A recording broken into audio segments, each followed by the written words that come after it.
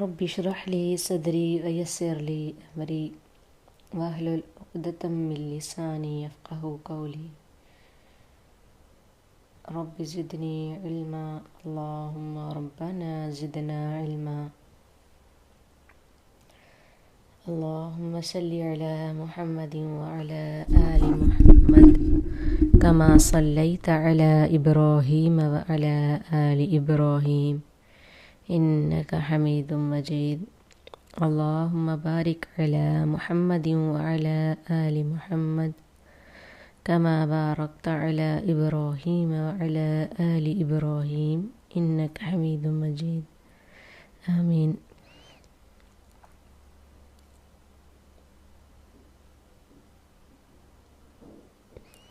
سورہ بقرہ آیت 214۔ ام حسبتم ان تدخلوا الجنة ولما يأتكم مثل الذين خلوا من قبلكم مستهم البأساء والضراء وزلزلوا حتى يقول الرسول والذين آمنوا معه متى نصر الله ألا إن نصر الله قریب۔ کیا حسب تم خیال کرتے ہو ان کے تدخلو تم داخل ہو جاؤ الجنت جنت میں ولما اور جب کہ نہیں یأتیکم آئی تم پر مثل جیسے الذین وہ لوگ جو خلو گزرے من قبلکم تم سے پہلے مستہم پہنچی انہیں البأساء سختی والضراء اور تکلیف وزلزلوا اور وہ ہلا دیے گئے حتی یہاں تک کہ یقول کہنے لگے الرسول رسول والذین اور وہ جو آمنوا ایمان لائے معہو ان کے ساتھ متی کب نصر اللہ اللہ کی مدد آئے گی الا خبردار ان بے شک نصر اللہ مدد اللہ کی قریب ہے۔ تو اس آیت میں البأساء سے مراد جو ہے وہ فقر و فاقہ ہے اور الضراء سے مراد بیماری اور جسمانی تکلیف اور زلزلو کا مطلب ہے سخت ہلا دیے گئے۔ اب مدینہ میں ہجرت کے بعد مسلمانوں کو جب مشرکین منافقین اور یہود سے سخت تکلیف پہنچی تو یہ آیت نازل ہوئی۔ اس میں مسلمانوں کو تسلی دی گئی کہ دین کی راہ میں یہ مصیبتیں اور تکلیفیں صرف تم پر نہیں آ رہی بلکہ تم سے پہلے لوگ تو فقر و فاقہ جانی مالی نقصان اور سخت قسم کے خوف میں مبتلا کیے گئے یہاں تک کہ اس زمانے کا رسول اور اس کے ساتھ ایمان لانے والے جو ہے وہ پکار اٹھے کہ اللہ کی مدد کب آئے گی، کب ہوگی اللہ کی مدد۔ پھر جس طرح ان پر اللہ کی طرف سے مدد نازل ہوئی تمہاری بھی مدد کی جائے گی۔ جب غزوہ احزاب میں یہ مرحلہ پیش آیا جس کا نقشہ اللہ تعالیٰ نے سورۃ احزاب آیت نمبر 10 سے 12 میں کھینچا ہے تو اللہ تعالیٰ نے مسلمانوں کی مدد فرمائی، تو یاد رہے کہ ان کا اللہ کی مدد کب ہوگی کہنا اعتراض اور شکوہ کے طور پر نہیں تھا بلکہ بے بسی کے عالم میں اپنی عاجزی اور زاری کی حالت کا اظہار تھا۔ ابن کثیر میں ہے کہ حباب بن ارت فرماتے ہیں کہ ہم نے عرض کی یا رسول اللہ صلی اللہ علیہ وسلم آپ ہمارے لیے نصرت کی درخواست نہیں کرتے، آپ ہمارے لیے اللہ سے دعا نہیں کرتے؟ تو آپ صلی اللہ علیہ وسلم نے فرمایا پہلے لوگوں میں سے ایک کے سر کی مانگ پر آرا رکھ دیا جاتا اور وہ اس کے قدموں تک پہنچ جاتا مگر یہ چیز اسے اس کے دین سے نہیں پھیرتی تھی اور لوہے کی کنگھیوں سے اس کے گوشت اور ہڈی کو الگ کر دیا جاتا، یہ چیز اسے اس کے دین سے نہیں پھیرتی تھی۔ پھر آپ نے فرمایا اللہ کی قسم یہ کام ضرور مکمل ہو کر رہے گا یہاں تک کہ سوار صنعاء سے حضر موت تک چلے گا اور اسے اللہ کے سوا کسی کا ڈر نہیں ہوگا، یہ اسے اپنی بکریوں سے متعلق بھیڑیے کا خوف ہوگا، لیکن تم ایسے لوگ ہو کہ بہت جلدی کرتے ہو۔ تو اللہ تعالیٰ کی جو مدد ہے وہ بہت قریب ہے، وہ مدد جو ہے وہ ضرور آ کے رہے گی۔ الا ان نصر اللہ قریب، بے شک اللہ تعالیٰ کی مدد قریب ہے۔ یسألونک ماذا ينفقون قل ما انفقتم من خیر فللوالدین والاقربین والیتامی والمساکین وابن السبیل وما تفعلوا من خیر فإن اللہ به علیم۔ یسألونک، وہ آپ سے پوچھتے ہیں، ماذا کہ کیا کچھ، ینفقون خرچ کریں، کل نبی کہہ دیجئے، آپ کہہ دیجئے، ما جو انفقتم تم خرچ کرو، من خیر مال سے، فللوالدین سو ماں باپ کے لیے، والاقربین اور قرابت دار جمع ہے اقربین اقرب کی، والیتامی اور یتیموں کی یہ بھی جمع ہے، والمساکین اور محتاج کی، مساکین بھی جمع ہے، اس کا روٹ ورڈ کیا، میم سین کاف نون سکن سے مساکین، وابن السبیل اور مسافروں کی، وما اور جو تفعلو تم کرو گے، من خیرن کوئی نیکی، فإن تو بے شک اللہ بھی اسے علیم جاننے والا ہے۔ پچھلی آیت میں اللہ تعالیٰ نے کفار کے لیے حیات دنیا کے مزین کیے جانے کا ذکر فرمایا۔ بنی اسرائیل کے باہمی اختلافات کا باعث بھی کیا تھا، حسد تھا، ضد تھا، سرکشی بیان فرمایا، جو عموماً مال سے پیدا ہوتے ہیں نا، مال سے سرکشی پیدا ہوتی ہے، حسد پیدا ہوتی ہے، ضد پیدا ہوتی ہے۔ تو اس پر صحابہ کرام کے سوال کا ذکر فرمایا کہ وہ اس فتنے سے بچنے کے لیے کیا خرچ کریں، تو اللہ تعالیٰ نے اس کا جواب بھی دیا اور یہ بھی بتا دیا کہاں خرچ کریں، کیونکہ اللہ تعالیٰ حکیم ہے، حکمت کا تقاضا یہ تھا کہ خرچ کرنے کی جگہ بھی بتائی جائیں۔ یہ ایسے ہی ہے کہ صفرا کا کوئی مریض، یعنی گرمی کا کوئی مریض کسی مہربان جو ہے ڈاکٹر سے پوچھے کہ میں شہد پی لوں، تو جواب میں کہے گا پی لو، مگر سرکہ ملا کر، کیونکہ سرکہ اس کی گرمی کو کم کر دے گا۔ ان کے سوال کا جواب یہ ہے کہ تم خیر میں سے جو بھی خرچ کرو، یعنی جو چاہو خرچ کرو، مگر وہ مال حلال طریقے سے حاصل ہوا ہو، کیونکہ حرام کو خیر نہیں کہہ سکتے۔ تو خرچ کرنے کی جگہوں میں سے سب سے پہلے والدین کا ذکر کیا، تاکہ ان کے جنم دینے اور پرورش کرنے کا کچھ حق ادا ہو جائے، پھر زیادہ قرابت والے، تاکہ قرابت اور رشتہ داری کا حق ادا ہو، یعنی جو زیادہ قریبی رشتہ دار ہیں ان پر خرچ کیا جائے۔ سب سے پہلے کیا ہے کہ ماں باپ پر خرچ کیا جائے، اولاد کے پاس جو پیسہ ہے وہ دل کھول کر اپنے ماں باپ پر خرچ کرے، پھر اس کے بعد اپنے رشتہ داروں پر خرچ کرے، اپنی پھپھی ہیں، خالائیں ہیں، یا ماں باپ کے بہن بھائی ہیں، تو اپنے بہن بھائی ہیں تو اپنے زیادہ قریبی رشتہ داروں کا حق ہے کہ وہ ان پر خرچ کرے، پھر یتیموں کا، کیونکہ وہ مہربان باپ کے سائے سے محروم ہو چکے ہیں۔ آپ کو پتہ ہے ایک حدیث میں آتا ہے، رسول اللہ صلی اللہ علیہ وسلم نے فرمایا کہ جو یتیم کی کفالت کرے گا وہ اور میں جنت میں ایک ساتھ ہوں گے، یعنی 2 فنگرز کا اشارہ کیا، ایک جو ہے تشہد والی انگلی جس سے آپ نماز میں تشہد میں اشارہ کرتے ہیں، اور ایک اس کے ساتھ والی انگلی، دونوں اکٹھے جوڑے اور کہا کہ اس طرح ہوں گے۔ اللہ تعالی ہم سب کو یتیم کی کفالت کرنے کی توفیق عطا فرمائے اور خرچ کرنے کی توفیق عطا فرمائے۔ اچھا، پھر اس کے بعد یتیم کے بعد پھر مساکین، یعنی ان کے فقر و احتیاج کی وجہ سے، یعنی جن کے پاس کھانے پینے کے لیے کچھ نہیں، ان کے اخراجات اتنے زیادہ ہیں کہ وہ اپنے اخراجات سے اپنے گھر بار کو چلا نہیں سکتے۔ پھر اس کے بعد مسافر، کیونکہ وہ اپنے شہر سے دور ہونے کی وجہ سے ایک طرح سے محتاج ہے نا۔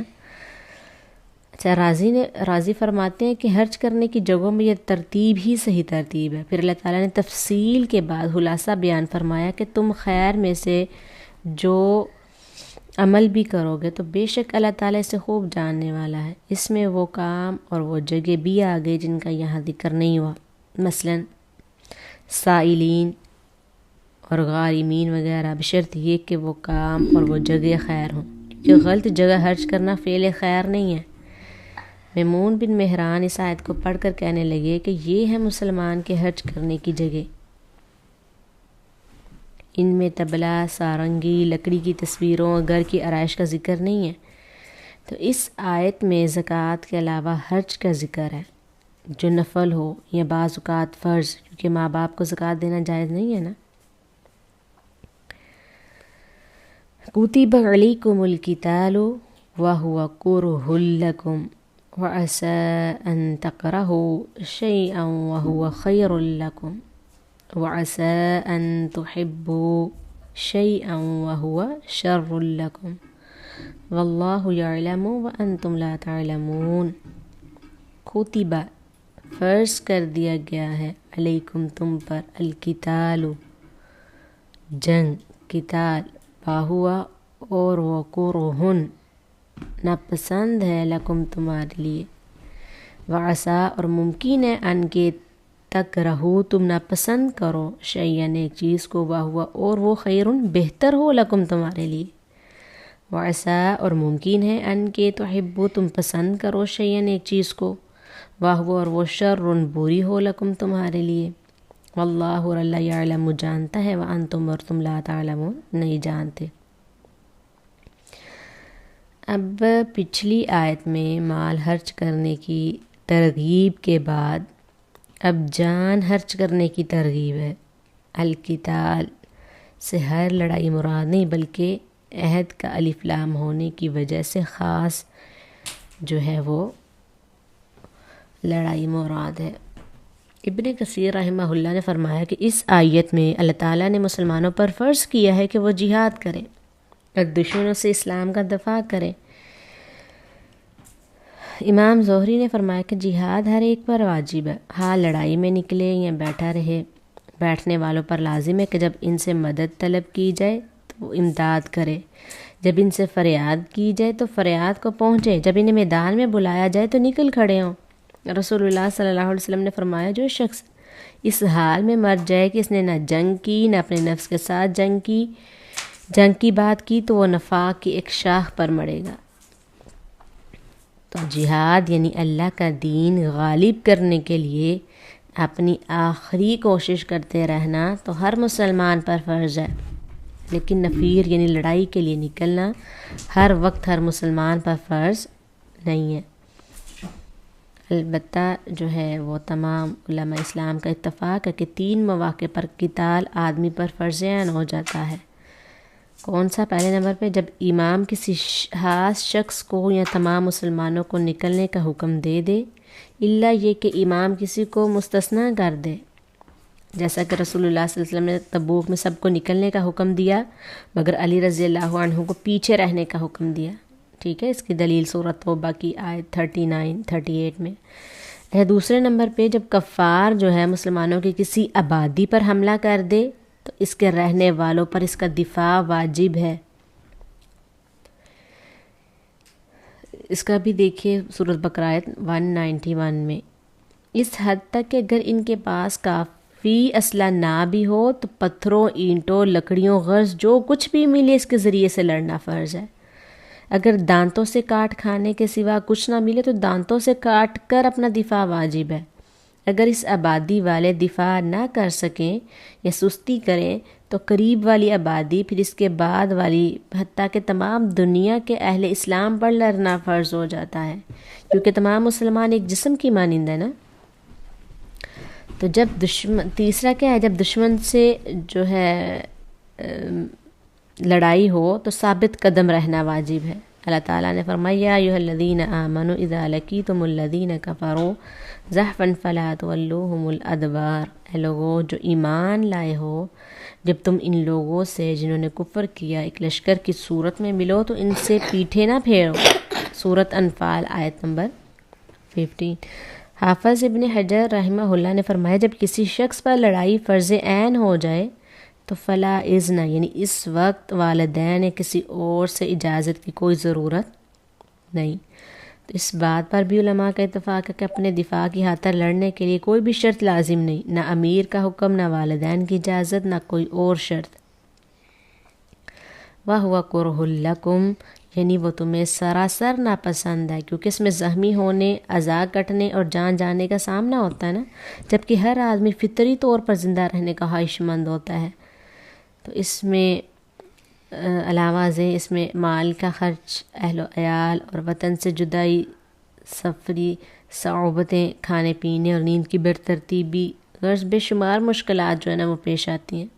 وَهُوَ خَيْرٌ لَكُمْ، قرطبی رحمہ اللہ نے فرمایا معنی یہ ہے کہ ہو سکتا ہے تم جہاد میں جو مشقت ہے اسے ناپسند کرو، حالانکہ وہ تمہارے لیے بہتر ہے، اس لیے کہ تم غالب رہو گے، فتح یاب ہوگے، غنیمت حاصل کرو گے اور اجر پاؤ گے، اور تم میں سے جو فوت ہو گیا وہ شہادت کے مرتبے پر فائز ہوگا، اور ہو سکتا ہے کہ تم آرام طلبی اور لڑائی ترک کرنے کو پسند کرو، حالانکہ یہ چیز تمہارے لیے بہت بری ہے، کیونکہ تم مغلوب ہو جاؤ گے اور تمہاری حکومت ختم ہو جائے گی۔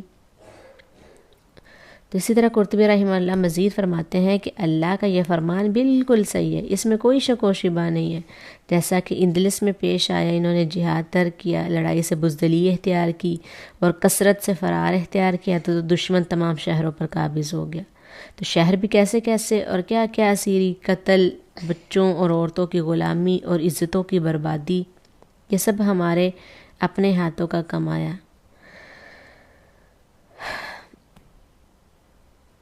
تو آپ دیکھیں کہ قرطبی رحمہ اللہ کے کئی سو سال پہلے لکھے ہوئے یہ الفاظ آج بھی حقیقت ہیں، جن سے دل درد و غم سے بھر جاتا ہے۔ اس وقت اندلس سے مسلمانوں کا نام و نشان مٹا دیا گیا۔ اب مسلمانوں کی آرام طلبی، ترک جہاد نے کفار کو عراق اور افغانستان پر قبضے کا اور باقی تمام مسلمان ممالک میں اپنے احکام چلانے کا موقع دیا ہے، اور ہند اور اندلس کی طرح مسلمانوں کا وجود ختم کرنے کے در پہ ہیں۔ اب آرام طلبی اور ترک جہاد کا کون سا موقع ہے؟ حقیقت یہ ہے کہ قتال کی کڑوی دوا کے سوا مسلمانوں کی شفا کی کوئی صورت نہیں ہے۔ اگر کوئی جنگ کرتا ہے تو اس کے ساتھ اس جواب میں اس کے ساتھ بھی جنگ کرو۔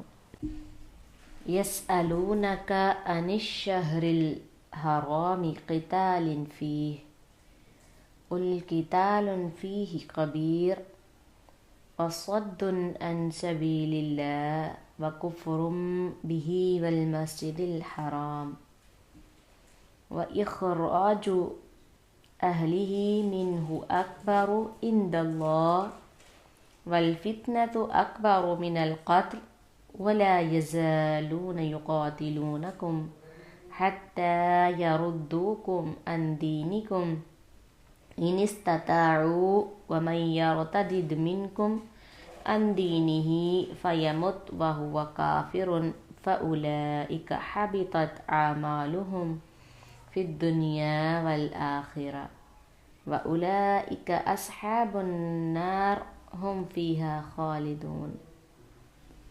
یسألونک، وہ سوال کرتے ہیں آپ سے، کس بارے میں؟ عن شہر الحرام، حرمت والے مہینوں کے بارے میں، ٹھیک ہے۔ قتال، جنگ کرنا، فیہ، اس میں، کس میں؟ یہ حرمت والے مہینوں میں جنگ کرنا۔ کل، آپ کہہ دیجئے، قتال، جنگ، فیہ، اس میں، کبیر، بڑا، وصد، اور روکنا، عن سبیل اللہ، اللہ تعالیٰ کے راستے سے، یعنی بہت بڑا ہے، وکفر، اور نہ ماننا، بھی، اس کا، والمسجد الحرام، اور مسجد حرام سے، واخراج، اور نکال دینا، اہلہ، اس کے لوگوں کو، منہ، اس سے، اکبر، بہت بڑا ہے، عند اللہ، اللہ کے نزدیک، والفتنۃ، اور فتنہ، اکبر، بہت بڑا ہے، من القتل، قتل سے،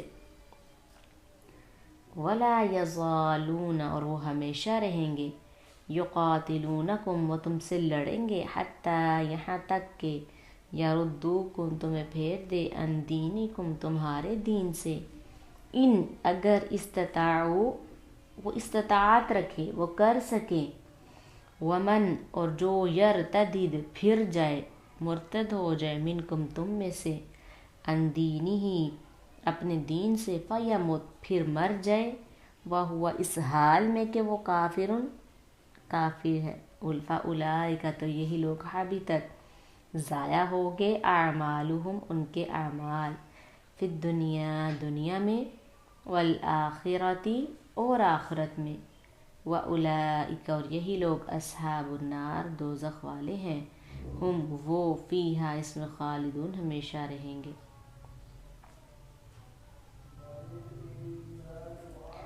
اب آپ دیکھیں کہ ذوالقعدہ اور ذوالحجہ، محرم اور رجب یہ 4 مہینے کون سے ہیں؟ حرمت والے مہینے ہیں۔ پھر سے دیکھیں، ذوالقعدہ، ذوالحجہ، محرم اور رجب یہ 4 مہینے حرمت والے ہیں۔ تو جاہلیت کے دور ہی سے ان میں جو ہے نا لوٹ مار کرنا، ہون ریزی حرام سمجھی جاتی تھی۔ مائک میوٹ کر دیں۔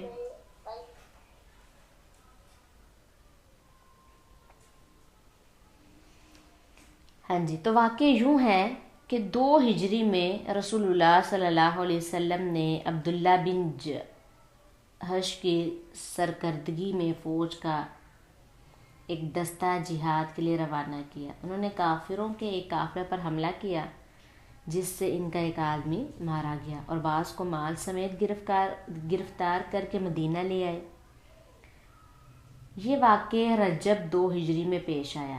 کفار نے مسلمانوں کو طعنہ دیا کہ تم نے رجب میں جنگ کر کے اس حرمت کو توڑا ہے، تو اس پر یہ آیت نازل ہوئی کہ ماہ حرام میں جنگ کرنا اگرچہ واقعی بہت بڑا ہے، مگر تم تو اس سے بھی بڑے گناہوں کا ارتکاب کر رہے ہو۔ کون سے بڑے ہیں؟ جو یہ ہے کہ اللہ کے راستے یعنی اسلام سے روکنا، اللہ کے ساتھ کفر کرنا، مسجد حرام سے روکنا، مسجد حرام یعنی مکہ حرم مکہ میں رہنے والے صحابہ اور رسول اللہ صلی اللہ علیہ وسلم کو اس سے نکالنا، اس کے علاوہ فتنہ یعنی کفر و شرک پر مسلمانوں کو مجبور کرنے کے لیے عذاب میں مبتلا کرنا، قتل سے بھی بڑا جرم ہے۔ لہٰذا اگر مسلمانوں نے تلوار اٹھا لی ہے تو قابل مواخذہ نہیں۔ تو حرمت والے مہینوں میں لڑائی کی حرمت اکثر فقہا کے نزدیک سورۃ توبہ کی آیت فَاقْتُلُوا الْمُشْرِكِينَ حَيْثُ وَجَدتُّمُوهُمْ کے ساتھ منسوخ ہو چکی ہے، مگر سورۃ توبہ ہی کی آیت ہے نا، ان عدۃ الشہور عند اللہ 12 شہرا، تو اس آیت میں منہا اربعۃ حرم، ان میں سے 4 مہینے حرمت والے ہیں۔ پھر فرمایا فَلَا تَظْلِمُوا فِيهِنَّ أَنفُسَكُمْ وَقَاتِلُوا الْمُشْرِكِينَ كَافَّةً كَمَا يُقَاتِلُونَكُمْ كَافَّةً۔ سورۃ توبہ نمبر 36 کہ ان میں اپنی جانوں پر ظلم نہ کرو اور کافروں سے ہر حال میں لڑو جیسے وہ ہر حال میں تم سے لڑتے ہیں۔ تو الشہر الحرام بالشہر الحرام، سورہ بقرہ آیت 194 کہ حرمت والا مہینہ حرمت والے مہینے کے بدلے ہے۔ تو اس سے پتہ چلتا ہے کہ حرمت والے مہینوں میں لڑنے کی اجازت کا سبب یہ ہے کہ کفار چونکہ ان مہینوں میں بھی مسلمانوں سے لڑنے کے لیے آمادہ رہتے ہیں، اس لیے مسلمانوں پر بھی ان مہینوں میں نہ لڑنے کی کوئی پابندی نہیں۔ اگر فی الواقع کفار ان مہینوں کی حرمت کی پاسداری کرے تو مسلمانوں کو بھی کرنی چاہیے۔ تو رسول اللہ صلی اللہ علیہ وسلم نے آخری حج کے خطبے میں بھی ان مہینوں کی حرمت کا ذکر فرمایا۔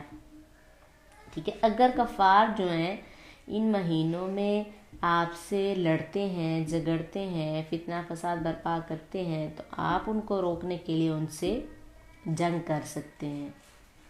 ان استطاعوا، یہ اس بات کی بشارت ہے کہ کفار بے شک بے شمار لڑائیوں کے باوجود کبھی اس مقصد میں کامیاب نہیں ہو سکیں گے کہ تمام مسلمانوں کو دین سے مرتد کر دیں۔ اسلام کو سر بلند رکھنے والے کچھ لوگ ہمیشہ ان کا مقابلہ کرتے رہیں گے۔ تو حبطت اعمالہم، اس آیت سے معلوم ہوا کہ اگر کوئی شخص نعوذ باللہ مرتد ہو جائے اور اسی حالت میں مر جائے تو اس کے تمام اعمال ضائع ہو جاتے ہیں. لیکن اگر پھر سچے دل سے تائب ہو کر اسلام قبول کرے تو مرتد ہونے سے پہلے کے اعمال ضائع نہیں جاتے بلکہ ان کا بھی ثواب مل جاتا ہے. تو اگر کوئی شخص مرتد ہو جائے اور توبہ نہ کرے تو اس کی سزا قتل ہے. حبطت اعمالہم فی الدنیا، یعنی دنیا میں ان کے اعمال ضائع ہونے کا نتیجہ ہے. رسول اللہ صلی اللہ علیہ وسلم نے فرمایا جو اپنا دین اسلام بدل لے اسے قتل کر دو. اسلام کی وجہ سے دنیا میں حاصل جان و مال اور عزت کی حرمت، مرنے کے بعد جنازہ اور مسلمانوں کے قبرستان میں دفن، مسلمان بیوی کی زوجیت، وراثت، غرض مسلمانوں والے تمام حقوق جو ہے نا ارتداد کی وجہ سے ختم ہو جائیں گے، مرتد ہونے کی وجہ سے. ان الذین، بے شک وہ لوگ جو آمنو، ایمان لائے، والذین، اور وہ لوگ جو ہاجروا، انہوں نے ہجرت کی، وجاہدوا، اور انہوں نے جہاد کیا، فی سبیل اللہ، اللہ کے راستے میں، اولئک، یہی لوگ، یرجون، امید رکھتے ہیں، رحمت اللہ، اللہ کی رحمت کی، واللہ، اور اللہ، غفور، بخشنے والا، رحیم، رحم کرنے والا ہے.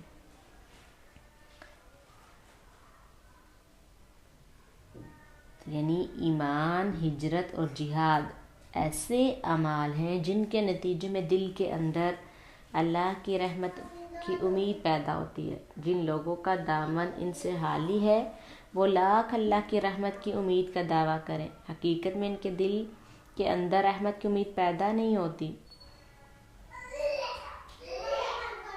اس میں ان مجاہدوں کے لیے بشارت ہے جن کا ذکر حرمت والے مہینوں میں حملہ کرنے کے ضمن میں آیا ہے کہ بے شک جو لوگ ایمان لائے، انہوں نے اللہ کے راستے میں ہجرت کی، اللہ کے راستے میں جہاد کیا، وہی اللہ کی رحمت کی امید رکھتے ہیں.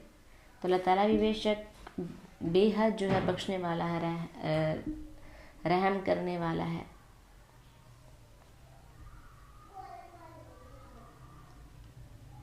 جو لوگ اللہ تعالیٰ سے دلی محبت کرتے ہیں، اللہ تعالیٰ سے، اللہ تعالیٰ کی راہ میں نکلتے ہیں، جہاد کرتے ہیں. آپ کو پتہ ہے ایک جہاد اپنے نفس کے ساتھ بھی ہے.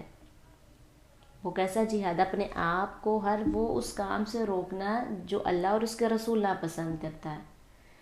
دنیاوی خواہشات کی قربانی دینا، دنیاوی رسم و رواج کی قربانی دینا، اپنے دل کو اللہ اور اس کے رسول کے لیے وقف کر دینا، یہ ہے نفس کا جہاد.